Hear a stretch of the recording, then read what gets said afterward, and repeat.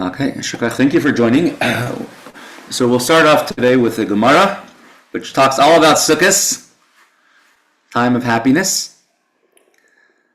And we will, from there, continue learning a little bit about Sukkos by the Rebbe, Sukkos by Chassidim, a very special Yom Tiv of tremendous simcha and tremendous joy.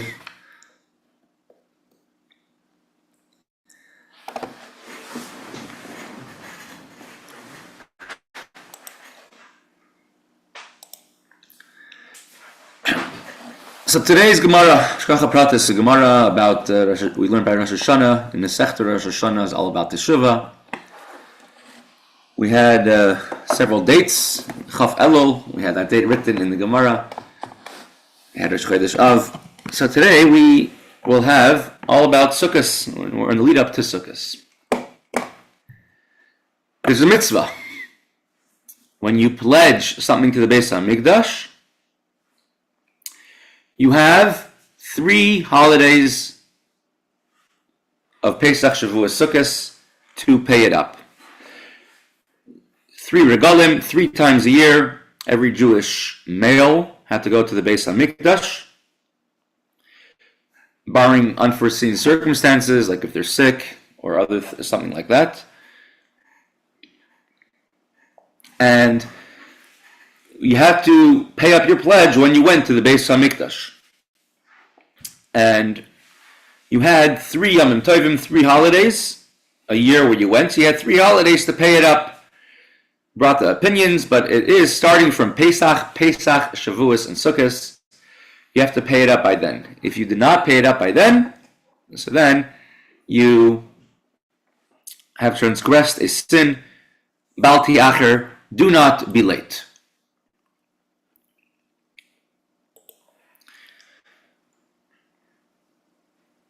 What is the reason for this? So the Gemara also says, "My time at the Tanakam." Explain the reason. What is a rationale to bring a carbon or a certain amount of money to the Beis HaMikdash? You have to pay it up within 3 holidays. And so the Gemara says, Mechdi, Minayu Salik, Lomeli lemeda rumichta v'chag hamatzos v'chag hashavuos v'chag hasukkos shma mina leval ti'acher. As it's already highlighted here on the screen, Torah tells us, this we're going to read in Miras Hashem on Shmini Atzeres, 3 times a year, come to the Beis HaMikdash. Pesach, then Pesach here in verse 2, verse 10 was Shavuos, verse 13 is Sukkos. Anyone who could count to 3 knows this 3 times. It repeats again in verse 16. 3 times a year come to the Beis HaMikdash. The purpose of the repetition of counting, of listing every one of the 3 holidays on the Chag HaMatzos, on Pesach and Sukkos and Shavuos, and don't come empty-handed, meaning bring with you karbanos to the Beis HaMikdash, to teach you that you have to have 3 Yom Tovim, 3 holidays go by before. You only transgressed this prohibition of bringing a carbon late, not to be late, only if 3 holidays pass, starting with Pesach. Continues the Gemara, Rabbi Shimon Omer, and Rabbi Shimon who says that you need Pesach, Shavuos, Sukkos in order. He says, Einei tzarech v'loymar b'chag HaSukkos, shabay diber HaKasav, lo men namar, lo meshezehu ha'achron.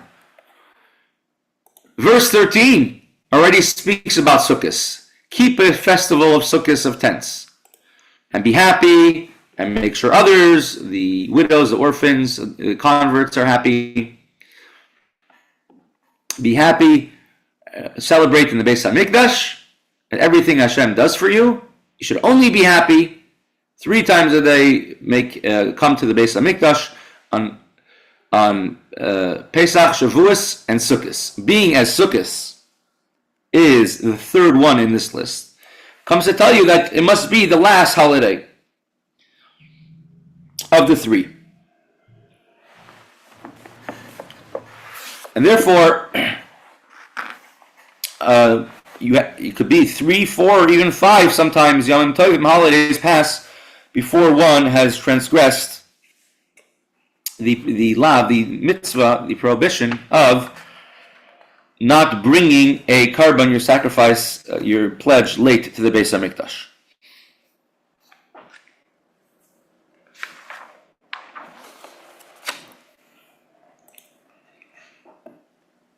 Rabbi Meir, and Rabbi Meir says that one must pay up their pledge at the first possible opportunity. Meaning, even if it's one Yom Tov, one holiday, you must pay up your pledge right away.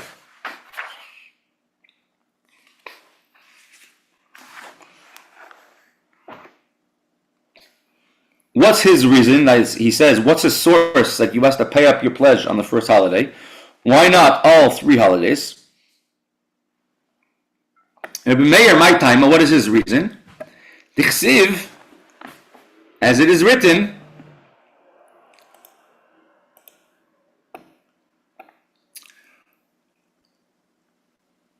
in Parshas Akev, here's all the mitzvahs that Hashem told us to do. Destroy all idols in the Holy Land. Don't bring any sacrifices, a karban, an offering to any deities, any idols. And then he says, only do it in the Beis Hamikdash. In the Beis Hamikdash, verse 6, it says, bring your karbanos, sa'oila, all different karbanos you have to bring. Only over there. The last words of the pasuk, L'shichnoi sidrishu uvasa shama. You should live over there, and you shall come over there to the Beis Hamikdash.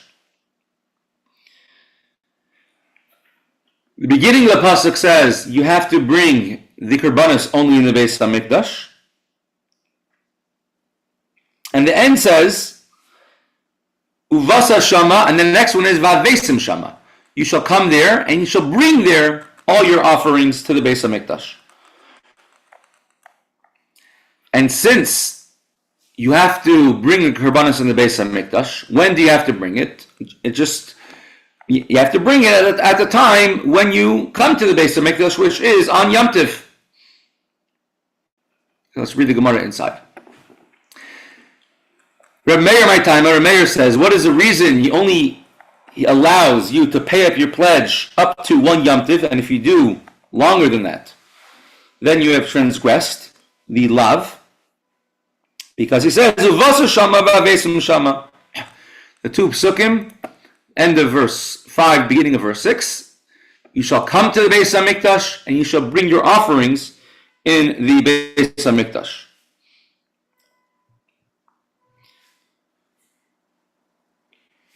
Meaning to tell you that when do you have to bring your offerings? At the time when you're coming to the Beis Hamikdash. When you have to come, which is when you're coming for Yom Tov. So let's say if somebody would happen to be visiting Yerushalayim and they go to the Beis Hamikdash earlier, so they pledge, let's say in the middle of the month of Cheshvan, they pledge to bring an offering to the Beis Hamikdash, and then a month later, they happen to be in Yerushalayim, they don't have to bring their karban when they come yet, because there's still time. The window is still open. They have until Pesach. They can bring it until Pesach. So it's coming to tell you, this verse, that not that you have to pay it up right away or make a special trip to Yerushalayim in order to pay your pledge, but the Torah makes it easy for you and gives you a holiday, a Yom Tov. But according to Rebbe Meir, just 1 Yom Tov, only 1 holiday.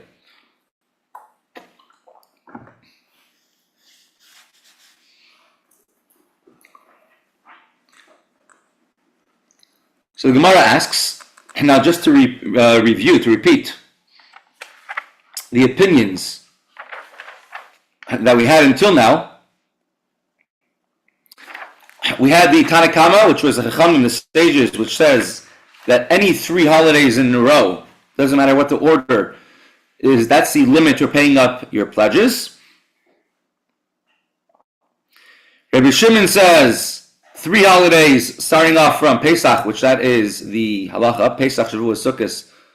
And so whether one started on Shavuos or whether one started on Sukkos, but you have to do 3 holidays in a row starting from Pesach, which could be sometimes 3, sometimes 4, and sometimes 5. You have the opinion of Rameir that even 1 holiday you have to pay up. And Rabbi Lezer Ber Shimon Bar Yochai says that it only goes according to Sukkos. Whether Sukkos is a first holiday, second, or third, it always goes according to Sukkos. It could be 1, it could be 2, it could be 3.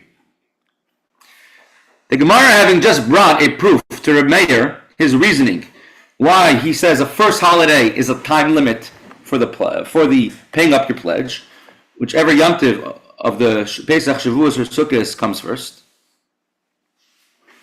So all these previous opinions, which we brought previously,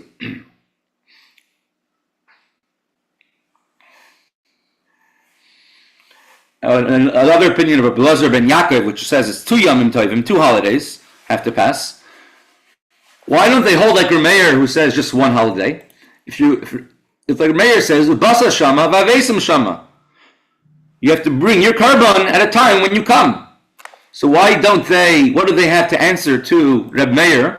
It's proof that already by the first Yom Tov, the first holiday, you have already transgressed the law of the prohibition.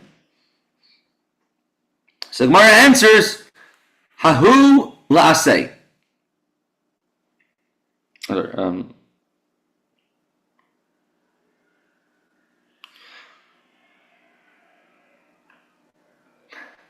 This verse in Parshas Ekev is where a mayor learns that it's a first holiday. It's telling you that you're transgressing 2 different things. There's mitzvah aseh, a positive mitzvah, and a mitzvah lois aseh, a negative mitzvah. In general, a negative transgressing, it says don't do this, is much more severe than if you didn't listen and says do that. Don't. So it says don't be late. Also to pay on time. There's no real punishments for any positive mitzvahs, except for 2 mitzvahs aseh. One is the mitzvah of bris milah, and one is the mitzvah of Karban Pesach. That if one did not bring it on time, they get kares. But every other positive mitzvah does not have a punishment in the Torah. Hey, Dovi, shalom aleichem. Aleichem shalom. Talking about paying pledges on time. Yes, indeed. So every positive mitzvah does not have a punishment. I told you, come to shul on time. You have to come to shul on time. If you didn't come on time, you're not going to get a punishment. But if you were in yeshiva and you told them, don't come late, then you could get a penalty for coming late, because you were told, don't do this.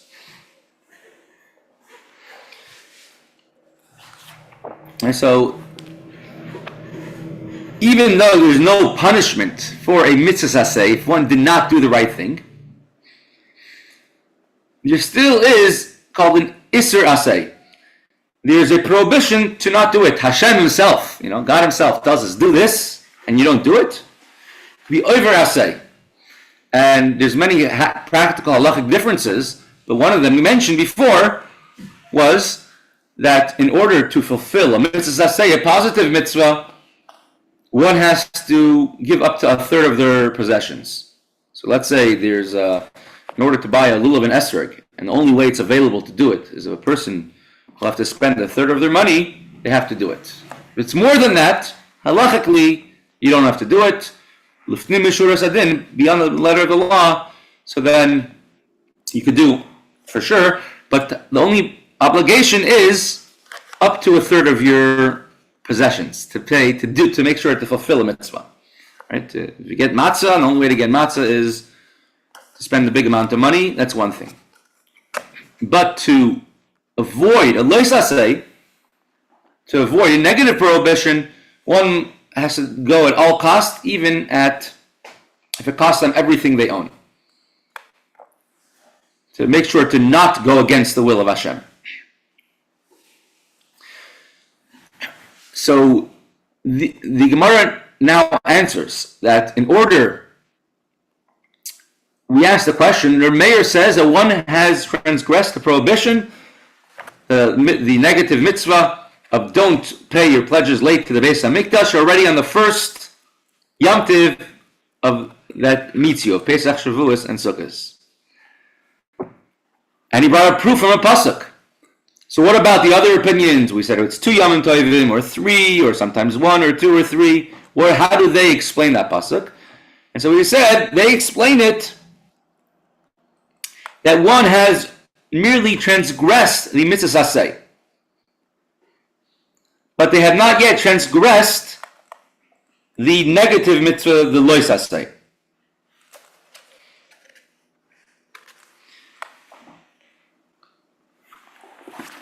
And there's some who, based on this, even extend it to say that if somebody pledged money for tzedakah, they have only one Yom Tiv to pay it up, or after one Yom Tiv, they've already been late to their pledge. Already, they're late to have missing their pledge.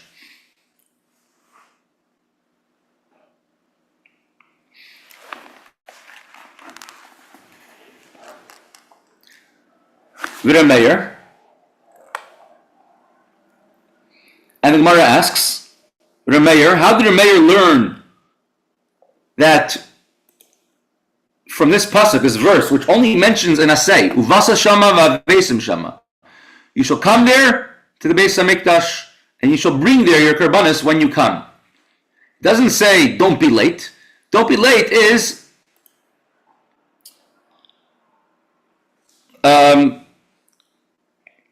it's about the acher.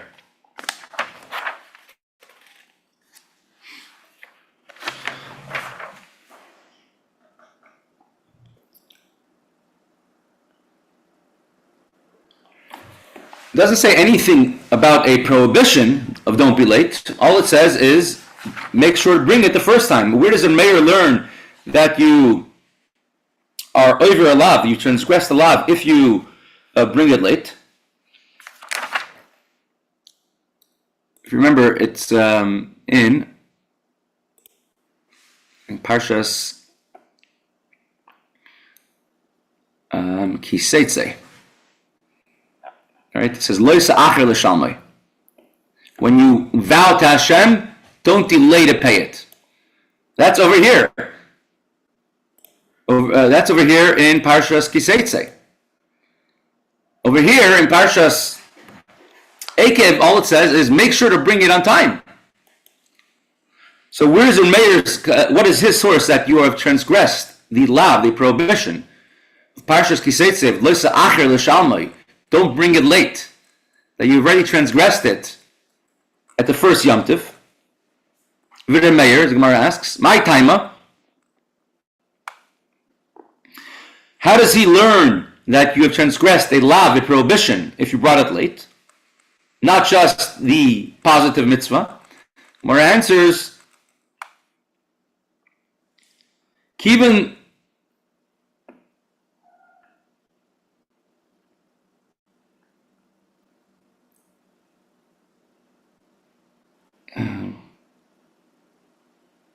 Amar le'rachmana, I see, v'lei I see.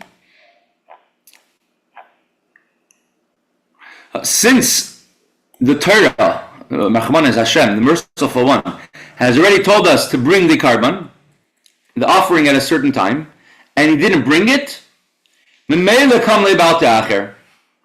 says, if Hashem himself told you something, bring the karban at a certain time, he didn't do it, you have already transgressed already at that time.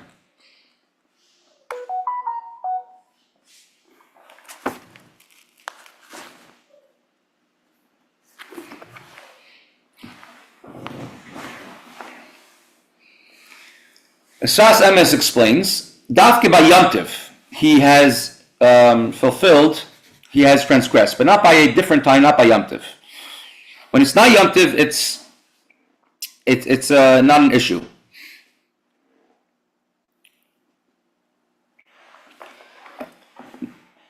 The mayor holds when it says over here, L'shichne sidrishu uvasa shama in over here in Parshas Ekev.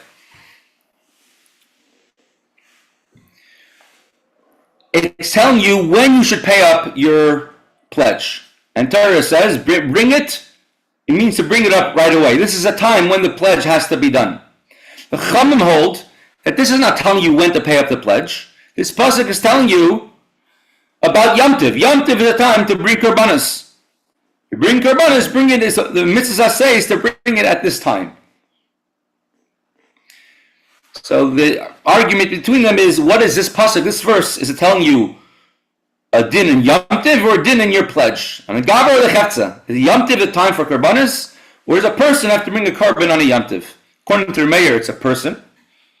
He has to bring the korban on the Yom Tov, and therefore, one Yom Tov passed without a korban, he has transgressed the Leis Asay.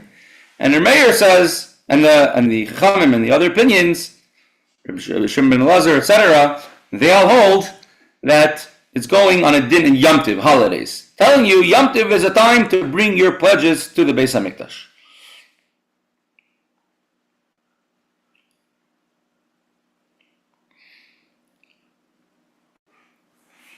Right, we'll pause Gemara over here. Tomorrow is Mr. Hashem going to be the final share until after Sukkos. Sukkos, the Mr. Hashem, the Monday. After Sukkos, hopefully we should be back on schedule. But tomorrow is also the Yartzeit of the Marash. But yeah, the Mr. Hashem, tomorrow we should have a share. Fine. Yeah, Sukkos, of course, is a very, very freiliche Yom Tov, very happy Yom Tov. And the main idea of Yom Tov, whatever was accomplished on Rosh Hashana Yom Kippur with tears and tshuva, is accomplished on Sukkos through simcha, through joy. And of course, Ma'alim HaKodesh should become greater and better and better. And therefore, Sukkos, the joy has to be much greater. And of course, the simcha of Sukkos is continuation of the accepting of Hashem as the King on Rosh Hashana and being one with Hashem on Yom Kippur.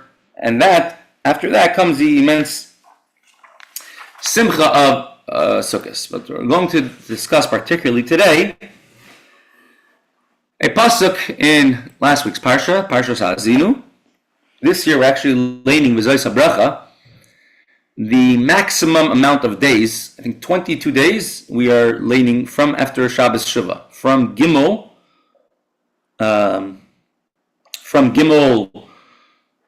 Tishrei, Shabbos Shuvah, by Mincha, all the way till Simchas Torah, which is Chav Gimel Tishrei.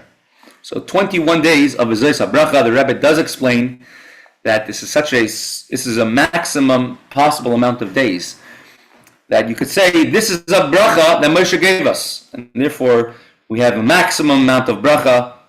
And starting off already the year with a tremendous amount of bracha, and Mir Hashem will have tremendous brachas for us, for Yidden Eretz Yisrael. But particularly, I wanted to discuss Pasuk Zayin over here. It says, Zechar Yemos Olam. Parshas Ha'azinu. Remember the days of old. Binu Shnei Stavradar. Reflect upon the years of other generations. Ask your father, he will tell you. Zikeinecha, the elders, and they will inform you. So the Friedrich Rebbe writes, it's over in Zicha, but it's written in the Kotei Diborim. Here, as Rashi explains, ask what happened in previous generations when those who sinned went against Hashem, and remember the Mabul came, they didn't do proper teshuvah. You could still improve. You can have Mashiach. You can have Olam Haba. You remember what the Avram, Yitzchak, and Yaakov did. By a chassid, the binu shenois dar v'dar is ask.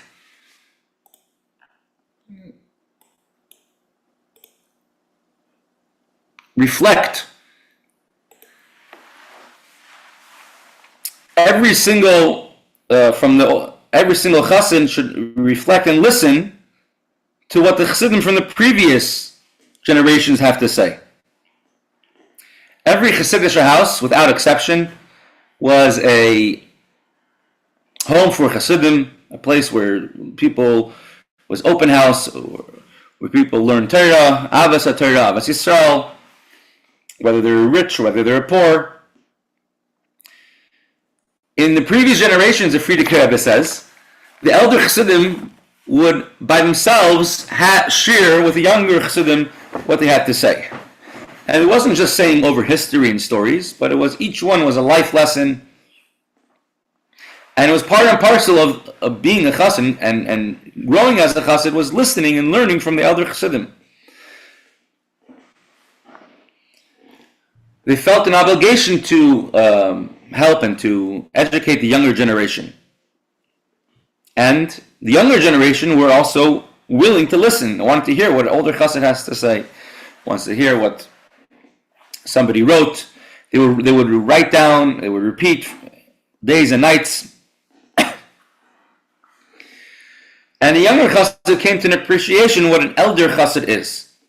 And this taught and this educated generations and generations of chassidim to have the love to chassidus, which comes from shlimusha, from being around and spending time with elder chassidim.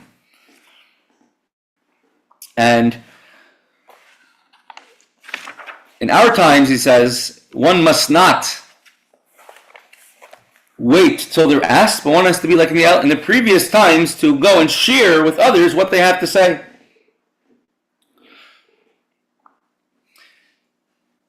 For more than 175 years of Chassidus Chabad, the Friedrich Rebbe says this, in the year 1948, there has been a very clear succession, a chain, of how an elder chassid trained and educates a younger chassid. Because there's learning chassidus, and Chassidus Chabad is a ladder, and there's many rungs, many steps in the ladder. The base of the ladder, where the ladder has to have a solid base, otherwise it won't be, be shaky. That comes from a house where you have chassidish parents, which every single opportunity they have, they say what they saw in the house of their parents.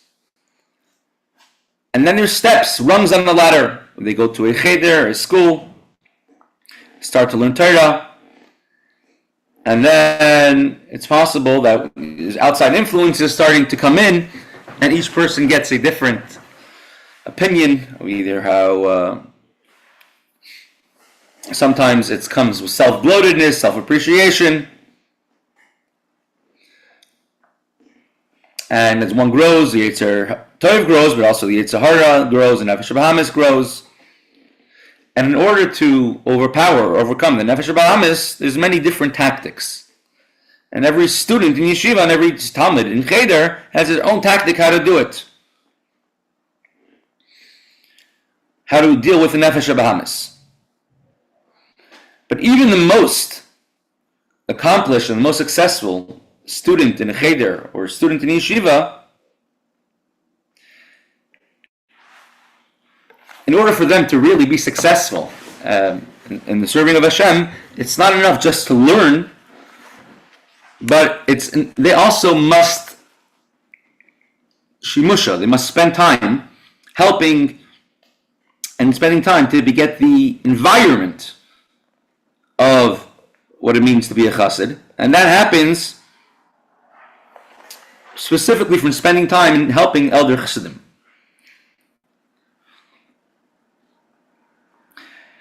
If the younger people don't want to listen, don't want to hear to what the elders have to say, that is a very big issue, and you see the repercussions, what comes out from it. And the Friedrich Rebbe was saying that Baruch Hashem here, we're 1948, we're in America. We have many people here who had the Sukkos of being by the Rebbe Hershel, hearing Sukkos, or going Yichidus by the Rebbe Hershel, and those who even learned Yeshiva and Tomchei Tamimim, who davened, each on their own level, who served Hashem on their own level, who at least had at one point appreciation of a chassid, and it's an obligation on them to share it with others. I spoke once with a chassid. I was in Svas. Elder chassid, his last name was Goldstein. And very enjoyable, shvaka person. He was a young boy under bar mitzvah by the Friedrich Rebbe's Fabrengens in the 1940s in America. And he had all these stories how he used to sneak in and hide in this place, and then make his way into the Friedrich Rebbe's Fabrengens because they wouldn't let in Bachrim, only older people. And he said he was up by one Fabrengen, Yud Beis Tammuz, 1949. And he was by the entire Fabrengen, but I'm saying the Friedrich Rebbe, he had a stroke in 1945, right after the Holocaust, from tremendous anguish, and in general he had many other health issues. And the only word he understood of the entire Fabrengen, Friedrich Rebbe was very hard to understand what he was saying, was Yorod Yeradnu. We have gone down very much, quoting what the brothers of Yosef told Yosef when they came down to Egypt. We have gone down. So the Friedrich Rebbe says, Yorod Yeradnu, have tremendous anguish when I look at Chassidim today, and it's very hard for me to even verbalize. Because as soon as you verbalize it, he says you're already cheapening, you're at least giving it a definition. When you, for example, if somebody learns something very deep and very profound, and if they start describing it and verbalizing it, a lot of times they could lose the whole entire point. Only after you thoroughly could grasp something that's when you could finally bring it down. When it's still not on that level, you can't. When you bring it down to speech, you're going to lose the entire essence of it. So it's a feeling, and it's in machshav and thought. But words will only limit, he says, the depths of my pain when I see how Chassidim are today. And he describes what's a dip. When I was a child, says the Friedrich Rebbe, I saw how younger Chassidim, and who were sons and children and grandchildren of Chassidim, for them they felt so happy and fortunate and lucky when the elder Chassid even looked at them and gave them attention. And they felt very good, they felt very happy when the elder Chassid spoke to them. Whether he spoke to them in a loving way, in a friendly way, whether it was even in a different type of way. But he would feel so fortunate that now I'm closer, I'm able to receive the idea from the chinuch from another chassid. Every story they would hear, every fact that they would hear, affected them in a different type of way. He says every father, grandfather, who is a chassid, is the midwives, is that the Friedrich Rebbe calls them, of the younger generation of chassidim. They have the obligation to guide them, to help them, to continue in the way of the minig of chassidim. The Friedrich Rebbe, when he was a child, he used to hear from elder chassidim what they heard from their teachers when they were children,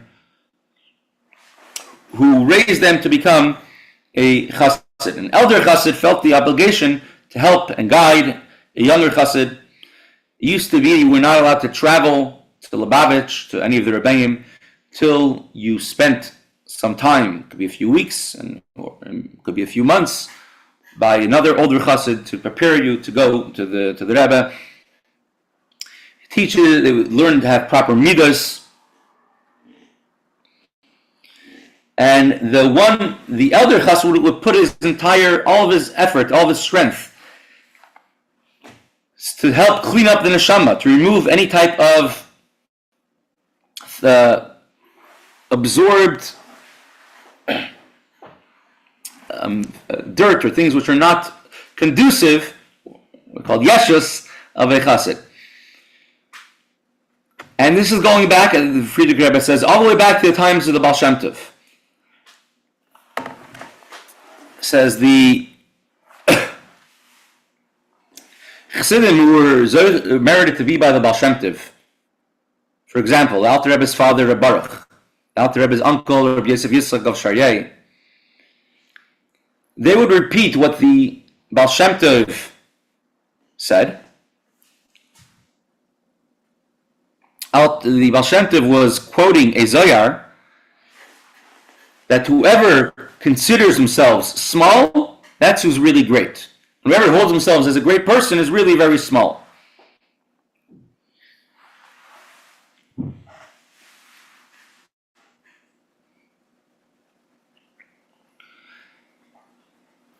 So Rav Mesechta goes on the world of Tikkun, Mesechta, when things are settled.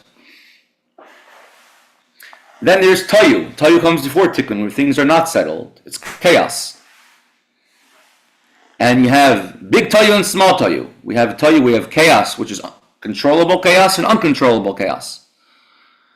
And he says when someone grows up, they're in the same idea. In the beginning, they're just chaos. Kids are just, a lot of excitement. Later on, they become more controlled chaos. Then becomes a Rav, become greater.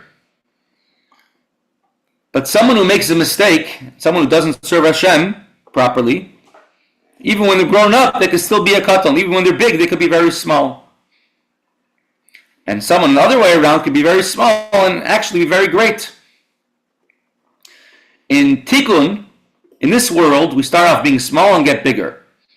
A person has to first feel who they are, the lowliness, and understand what they are. And from there, they could begin to serve Hashem better, become greater.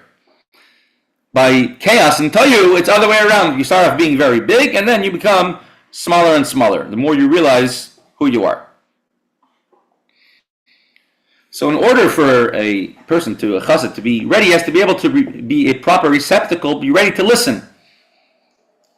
So Friedrich Rebbe says, all the chassidim here who were given the opportunity to hear from elder chassidim of previous generations, who've seen the Rebbe, the Friedrich Rebbe, the Rebbe Rashab, saw their faces shining on fire, chassidim dancing by a farbrengen on a special day.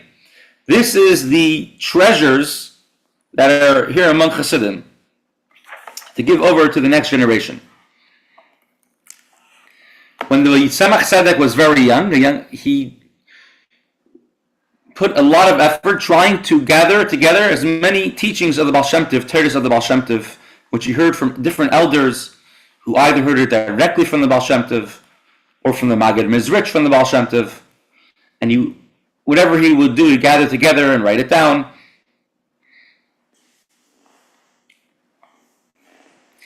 And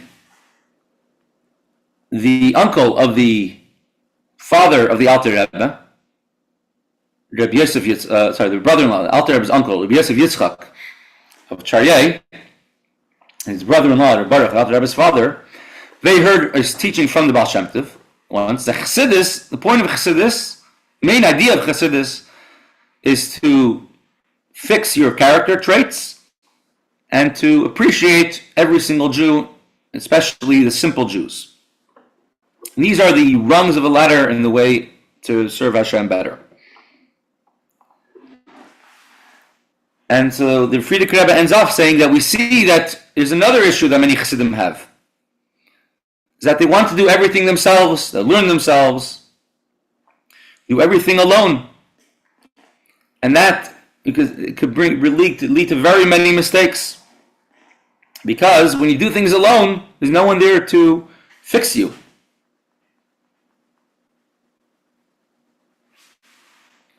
Everyone wants to be good. However, it's very easy to fall into the trap of the nefesh habahamis, which wants to confuse a person. And therefore, the way to do it, he says, is to sha'al avicha v'yageitcha, to learn from our elders. In a city of Samarkand, we're talking about in the Soviet Union, in the 1960s. So at this point in time, there's already most of the Chabad Chassidim already had left Russia, and there was a substantial amount who were still there. And there were two elder Chassidim, the previous generation, survived the war, and they were very quiet. They kept to themselves, and they used to walk together. They've spent enough time in jails in Siberia not to make any noise, and they used to walk together to shul, holding their sticks, holding a cane. One will hold a cane, another one will walk with the other one to support him. And they would walk slowly every day to shul, and they would be very quiet, keep to themselves. And there was a family of Chabad Chassidim. The last name was Schiff, and the children, had no choice. They were in the public schools in Russia, in Samarkand. But although they were in the public schools, every single Shabbos they would skip school with another excuse, another reason they would make up every week.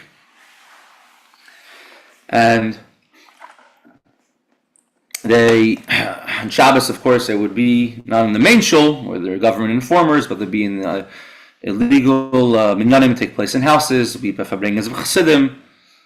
And we hear so much about Lubavitch. So this boy, Betzalel Schiff, he goes to school, and he asks his teacher, in his mind, a young little boy, his mind, Lubavitch, must have been this huge city, metropolis, because everyone's talking about it so much. I mean, he didn't know that Lubavitch is a little small town. Maybe 300 people in the whole town, 200 people in the whole town today of Lubavitch, less than 500. The biggest it was, I think, was 2,000 people, maybe 3,000. Except when visitors came. And he thought that Lubavitch is this big city.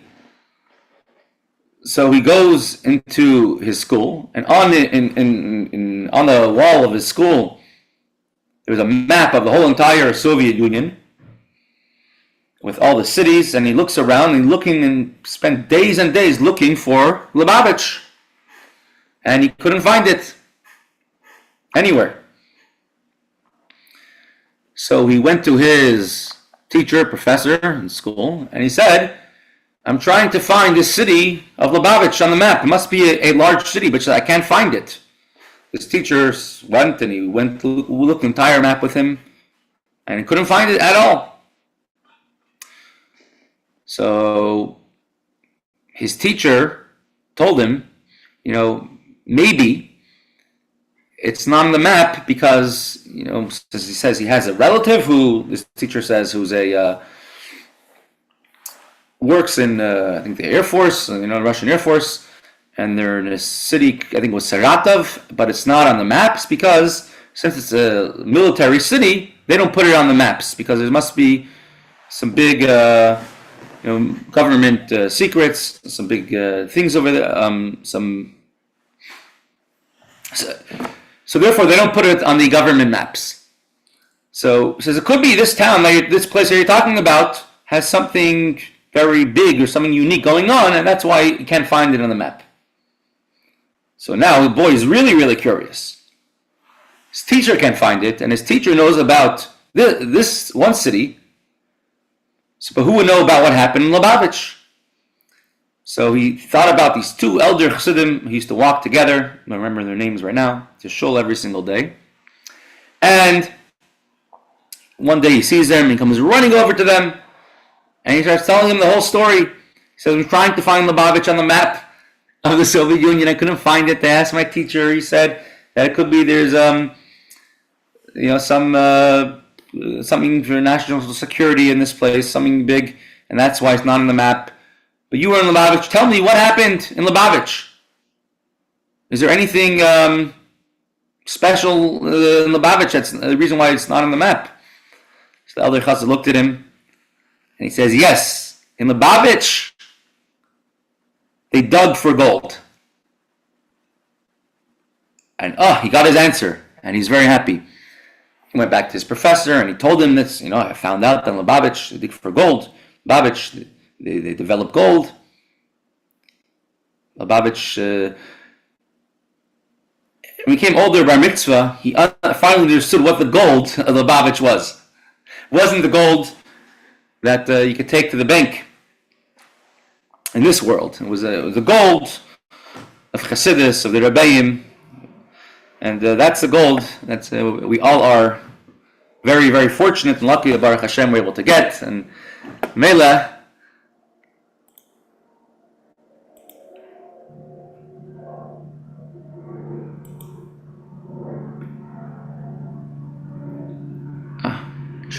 this is a good book for anyone who wants to read about it. But I hate to say the word old time Mashiach is Mashpia is, but Shlomo Chaim was that. Okay, can I conclude with the story of Shlomo Chaim? I don't know if it's in the book or not. When there was a Bacher who came to yeshiva, and he was a wild Bacher, and they decided that he had to leave. And Shlomo Chaim was crying, and so the Bacher said to him, "Why are you crying?" So Shlomo Chaim looked at him and said, "You came here as a wild beast, and you're leaving as a wild beast. So I shouldn't cry." That was Shlomo Chaim. I mean, it was just straight, no chaser, and from the very heart. So there was just, they said about him that he could read minds and look into your eyes, and et cetera, et cetera. But his whole focus was on making Bakram into, people worthy of the name. So Vatamim, it's really, really powerful book. Rabbi Tzvi, who's from Antwerp, Belgium, he was learning in the yeshiva of Kol Torah. I think Rabbi Shlomo Zalman Auerbach's yeshiva, and I think there were 60 bachrim in the yeshiva then. And at the end of the year, I think 20 of them moved over to Torah Semes or Krech Chabad. But he was getting involved. He was part of the yeshiva then, learning Chassidus. And there's another bacher in his yeshiva who really had a lot of questions and Avodas Hashem. And he was sincere. He tried fixing and he tried working on himself, but he wasn't getting through. So Shabsai Slavititsky tells his friend, let me take you to Rebbe Shlomo Chaim Kesselman, because I know he has a lot of story. He already a lot of experience with him before. So they go together to Rebbe Shlomo Chaim Kesselman's house, and it was some night, and Shlomo Chaim is sitting and talking to them and listening to them, and he put up some hot water to make them a tea. Then he came back after the hot water is ready, and he says, "I want to pour each one a tea." He says, "No, we'll do it ourselves." He says, "No, I want my guest. I want to pour each one a tea." And he started pouring tea for each one. And he came to that bacher. He was a little up, and he's pouring the tea, and he didn't realize, and the tea kept on spilling more and more. He realized, and he kept on pouring, and he got this bacher's pants were all wet. He says, "It's burning me. It's crazy." He said, "Stop." He said, "Oh, I'm sorry. I didn't realize." And then they spoke for a while. And then afterwards, Shlomo Chaim tells him a while later, he says, "You knew the tea was hot, but you only reacted to it when you felt it in your own body. When you suddenly went through your clothes and it went through and suddenly it affected you, that's suddenly when you felt, the tea is hot." He says, when everything that you're learning and doing, as long as it's staying on the outside, it's not going to affect you. As soon as you let it affect you, it might burn, let's say, but it will affect you. Then it will come in. Shliach. Yeah. Correct. Yeah, Koyach, and Mir Hashem tomorrow, hopefully. And we should have a freilich Yom Tov and a good Yom Tov. Amen. Rabbi, I have a question. Sure. If the person missed the bringing a sacrifice, but he's got to go 3 times a year, Mm-hmm. so he came the next time, and if he made a sacrifice, then would that apply to the one he missed, or is he still, or does he skip going the next couple of times? No, he would have to make it up the next time as well. Next time he goes, so true he transgressed, but it's something that he could fix by paying it up. He missed Pesach, he comes Shavuos. He makes a sacrifice, but that apply then to his Pesach one, and then he's still short for Shavuos. He's got to make 2 then, right? How does So that- only you're talking about are you talking about a pledge, or are you talking about a sacrifice that you bring by every Yom Tov? that you bring everyone? Or what So is it? right, so our Gemara is discussing a pledge, right? So a pledge has to be paid up by 3 Yom Tovim, 3 holidays. It has nothing to do with the sacrifice. Okay, But sacrifice for Yom Tov can only be done on that Yom Tov, right? good. Okay, That's sort of like, I guess, Lulav and Esrog on Isru Chag or something. okay, thank you.